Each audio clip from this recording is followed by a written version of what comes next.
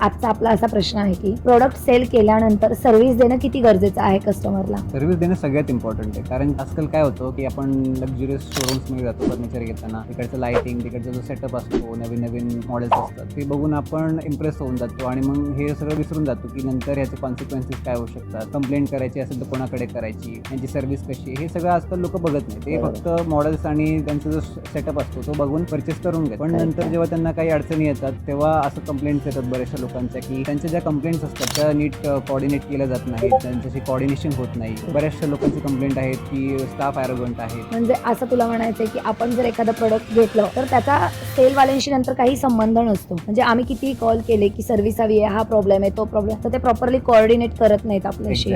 त्यांच्या वेबसाईटला पण कंप्लेंट टाकला तरी ते रिस्पॉन्स करत नाहीत आपल्याला. करेक्ट. बऱ्याचशा लोकांच्या अशा कंप्लेंट्स आहेत. त्यामुळे आपल्याला फर्निचर घेताना अशा कंपनीकडनं घेतलं पाहिजे ज्याची मार्केटमध्ये क्रेडिबिलिटी आहे. त्यामुळे फर्निचर घेताना आपण मार्केटमध्ये हे नाही बघितलं पाहिजे की मॉडेल्स किती चांगले आहेत, त्यांनी कसलं साईड सेटअप वगैरे लावलेला आहे, किती लक्झुरियस सेटअप असेल. पण त्याच्या आधी आपल्याला हे बघितलं पाहिजे की या कंपनीची मार्केटमध्ये ट्रस्ट आहे, त्यांची गुडविल काय आहे, हे सगळं आपण चेक करूनच त्यांच्याकडनं परचेस केलं पाहिजे. कारण की आपण आपला हार्ड अँड मनी त्यांना देतोय, तर मग त्याच्या बदले आपल्याला प्रॉपर व्हॅल्यू आपल्याला त्या पैशांची मिळाली पाहिजे. बरोबर. म्हणजे आपल्याला जर कुठलाही प्रोडक्ट घ्यायचं असेल तर आपण आधी त्या गोष्टीचा विचार केला पाहिजे किंवा आपण कुठून घेतोय त्याचे रिव्ह्यूज काय आहेत हे सुद्धा नक्कीच पाहिलं पाहिजे.